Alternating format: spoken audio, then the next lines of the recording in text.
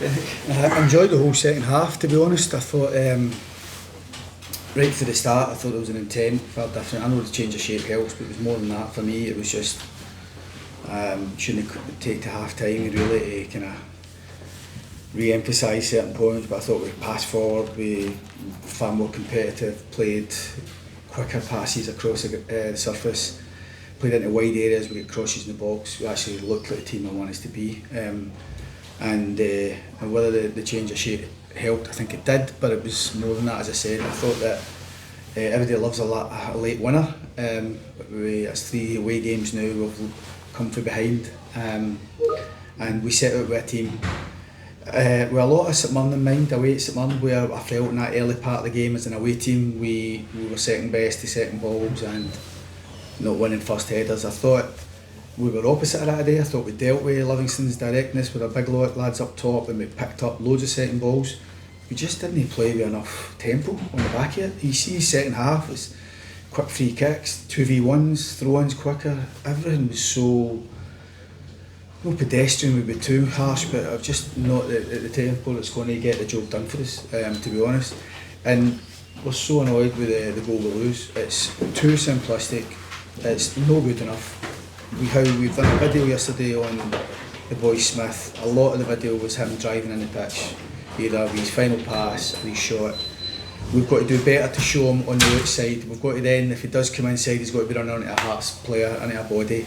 Not having a free shot or goal from 20 to 25 yards, it is simply not good enough, that.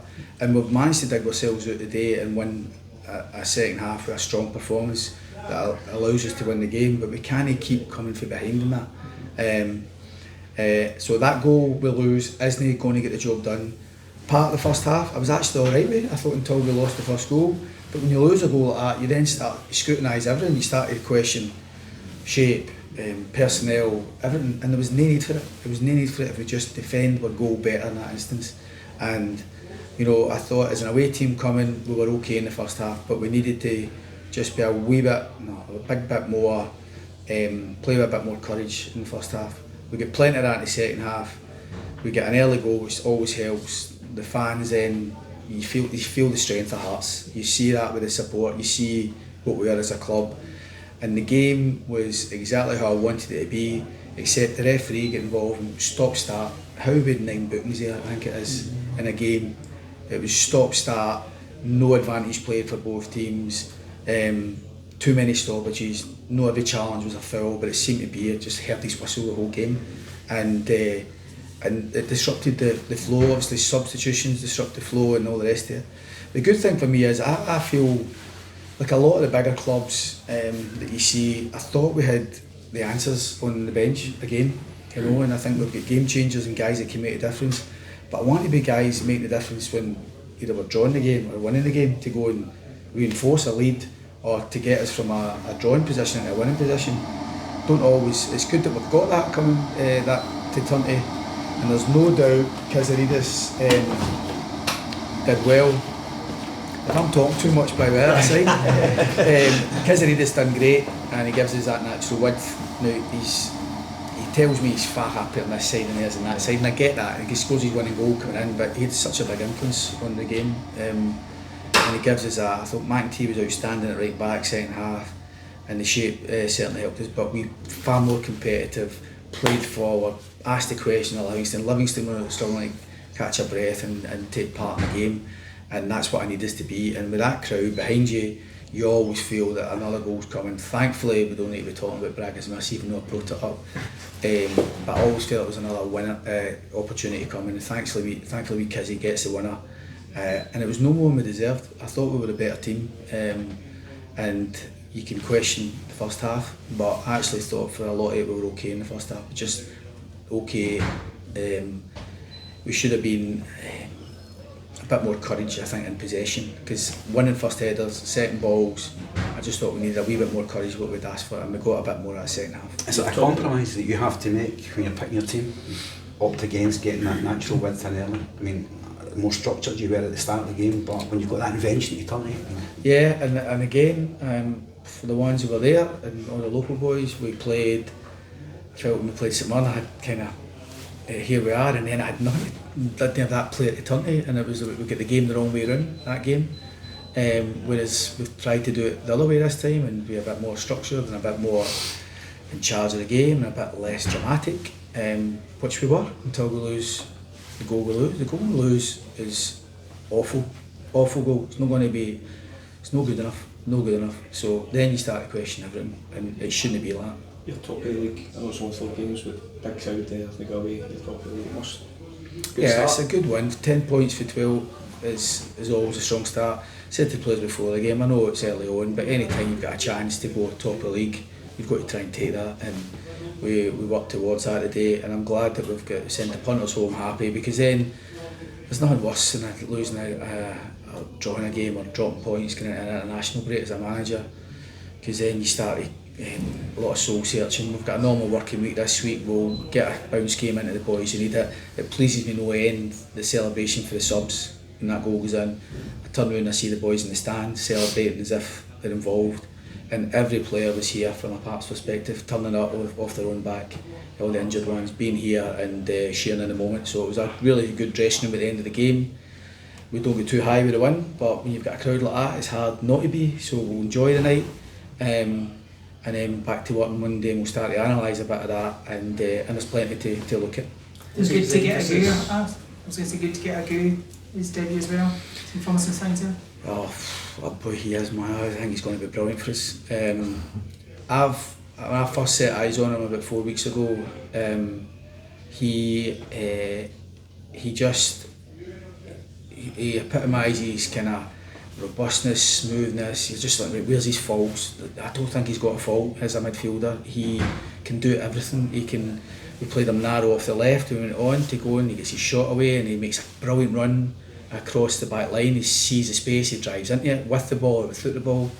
He looks after the ball, he's composed, he's got a change of pace. When I've watched, and I'm going to say, I don't want to put too much pressure on him, but I'm going to. When I watched these video clips for the first time, the only player who I've ever signed who gave me something similar was James Maddison. And the different types of players. But I remember watching James Maddison clips and my head of recruitment saying, we can get this boy if we can do this. And I just thought, he's not going to come to us, and he did, and we got him, and we loved working with him. And I felt from that moment when we said, let's try and do it, the club have done so much good work to get him here. We've signed him on wages that are Hearts wages, so it's not as if but there's a significant fee there involved, but I think the fee is well justified, to be honest. So everybody from a Hearts perspective who has got me on the board, the support we've had, the recognition that we're signing good players with real potential, and we've signed a lot of players who have played at a lower level, and because with analytics we feel as though they've got that big move in them, this boy looks a bit more ready-made for us now, and from that side, you see him today, he's a bit a Rolls Royce the way he moves, he's just so natural, and he's going to do well for us, there's no doubt about that. Do you think he just adds a different dimension to what you do, the profile of midfielders you've got at the moment? I think, as I said, I think that he can pass, he can handle the ball, he can play in tight areas, but if he sees a space, he's filling it. He's driving into the ball, or he's running off the ball. You can see even the short spell today, I think he had 2 shots, a run that he runs over the back of their line. You can see why he's got goals and assists, the way he plays the game.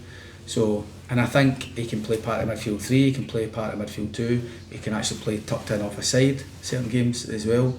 So he's not a 6, an 8 or a 10, I'm fed up with that, people saying, oh we need a 6, we need an 8 or 10. Just want my midfielder, and he's got a bit of everything. In terms of Kyziridis, do you take a lot of confidence from his performance off the bench today that he can become more of a main starter? Well, that's it. Yeah, but I've got to make sure that when we come away from home as a Scottish football, we've seen that at St Mirren, and we've got to make sure we do what needs to be done at the start. Kizzy has, when the game gets stretched and we can play on the outsides of teams, I think Kyziridis is a fantastic outlet for us and can be a game changer. His best performances, I may say his only performances have come as a sub, but his best performances have come when the game gets stretched and has that impact.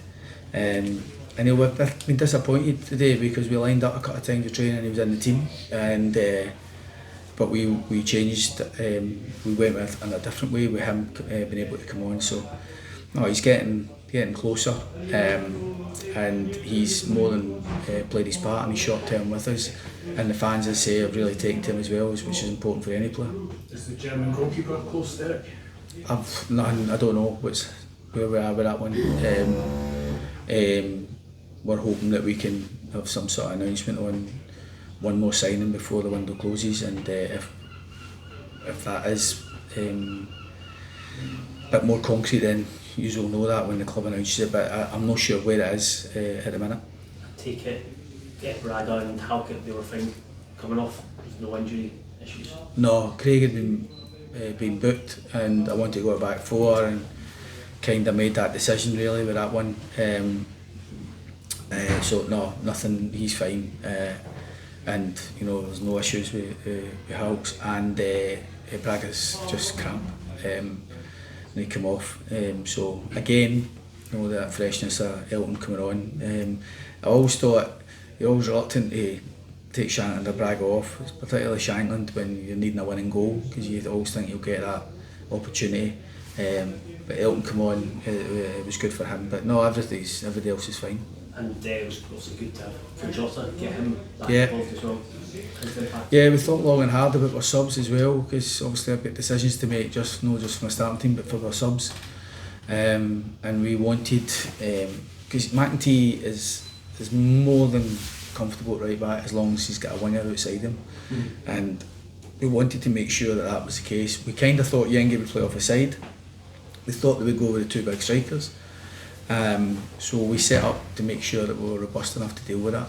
But when we went to back four, as long as there's a winger in front of Ocean, he was so effective. I mean, he dealt with every Livingston player that came out his way there, and did it well. And Kerjota, we just thought that a lefty came on the pitch, righty came off the left with Kyziridis. We were runners from midfield with Ageu. We could see that playing out for us. We would get a bit of kind of joy from that. Thankfully we did. Talking about the soft goal, Zander looked pretty frustrated at getting past him. Is he struggling about with confidence at the minute? I think I've not seen the goal back. My first feeling, I'm just disappointed that he's got a free hit at our goal. I need to look at it back. But I'm here to support all the players. Some players will be more confident than others, and that's the way it goes. It speaks in troughs for them, but you know, it's a lot of people are still working for their best form. So you know, we'll enjoy the win, and we'll not be too much critique on individuals. You know.